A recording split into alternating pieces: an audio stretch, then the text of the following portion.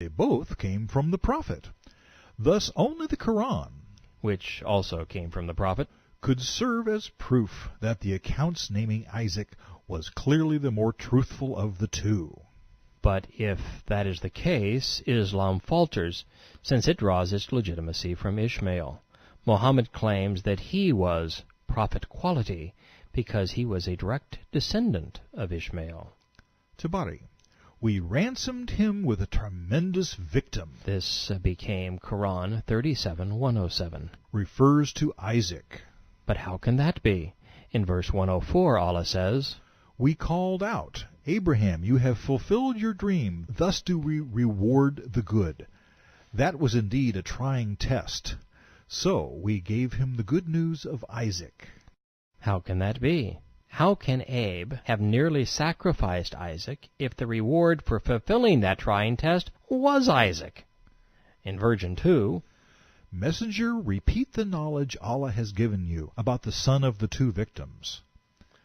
The messenger laughed, and they said, Who are the two victims? The prophet said, When Abd al-Muttalib was ordered to dig Zamzam, not Ishmael or Gabriel, he vowed that if Allah would make it easy for him, he would sacrifice one of his sons. The choice fell upon Abdallah, but his uncles prevented it, saying, Ransom your son with 100 camels. So he did that, and Ishmael was the other victim. The first boy spared, Abdallah, which means slave to Allah, was actually Muhammad's father. And as we shall soon see, he botched that story as badly as he did the other. Tabari, when Abraham was told to sacrifice Isaac, Satan said, By Allah, I cannot deceive the people with this. I shall never be able to do it. Satan not only swears by Allah, he says that the bogus connection between Abraham and Islam is his best way to fool mankind. He was right. It's also interesting that the deception would be over sacrifice. Judaism, Christianity, and all rational civilizations use sacrifice as a means to promote justice and maintain spiritual or societal order. Commit a crime and you will be required to sacrifice your money, your freedom, or your life. If a crime is without cost, anarchy reigns. In Judaism, the sacrificial rite for forgiveness of sin was rich in symbolism. It was based upon the mercy seat of the Ark of the Covenant, and it was connected prophetically to the blood of an unblemished lamb or dove. It's all explained in the Torah. In Christianity, Christ became the perfect lamb and sacrificed himself on our behalf. But in Quranic Islam, there is no sacrifice. While the Sunnah perpetuate Qusay's senseless slaughter, it's for appeasement, not atonement. There is no symbolism, no prophetic implication, and no moral reason, as forgiveness is capricious in Islam. And that is why totalitarian governments use draconian measures to maintain order. Muhammad was an amoral thief, empowered by situational scriptures, so he failed to appreciate the necessity of sacrifice, and he never understood the biblical concept of sacrificial atonement. It's why the ransom of great sacrifice mentioned in the Quran is left unexplained. Tabari. Caliph Umar said, I asked a former Jew, who was considered to be a great Jewish scholar before he converted to Islam.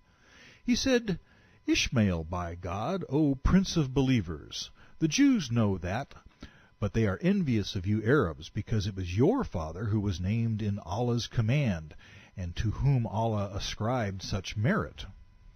If that were true, then the Dead Sea Scrolls, which were written 1,000 years before Islam was invented, would say that it was Ishmael that Abraham took to Mount Moriah. But since they reveal that it was Isaac, might Islam be lying? Why do you suppose the prophet said, When Isaac grew up, Abraham had a dream in which he was told, Fulfill your promise that if Allah grants you a son by Sarah, you will sacrifice him. In other words, if you give me a son, I'll kill him for you. Then he drew the knife across Isaac's throat, but the knife did not scratch him, for Allah had placed a sheet of copper on Isaac's throat. When Abraham saw it, he turned him over and tried to cut him on the nape of his neck. Thus confirms Allah's Quran, When he surrendered, he flung him down upon his face. Quran 37:103. In the next hadith, it's Ishmael.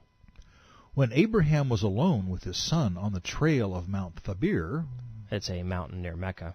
it is said that he said to Ishmael, "O my son, I saw in a dream that I was to sacrifice you. What do you think?" Ishmael told him, "O my father, do as you were ordered, and sharpen your knife blade, so that it will finish me off quickly."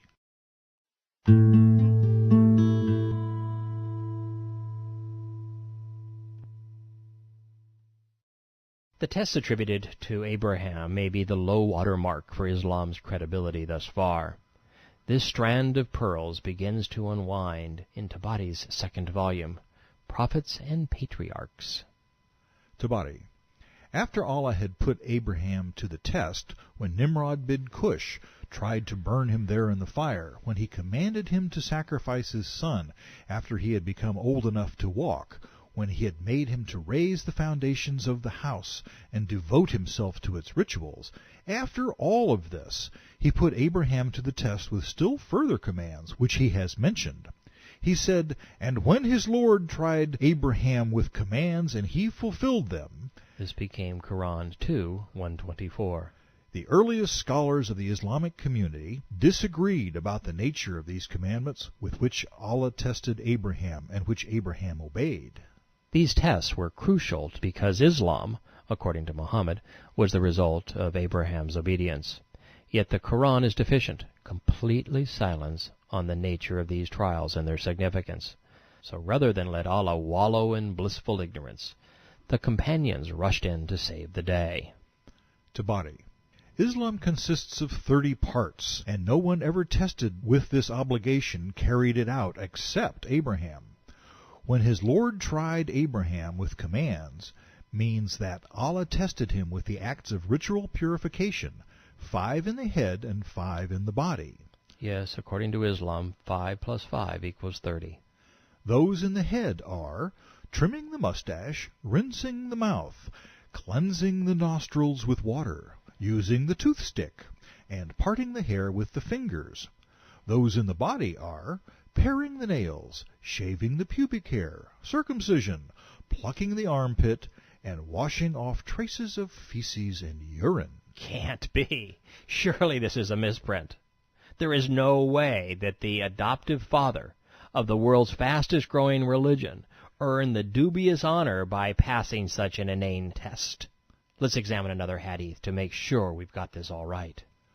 Allah's words, when his Lord tried Abraham with commands, meant that Abraham was tested by circumcision, shaving his pubic hair, washing the forepart and rear, using a toothstick, trimming the mustache, paring nails, and plucking his armpits.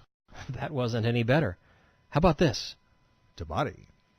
Abraham was tested with 10 Islamic practices: rinsing the mouth, cleansing the nostrils with water, trimming the mustache, using a toothstick, plucking the armpit, paring the nails, washing finger joints, circumcision, shaving pubic hair, and washing the rear and vulva.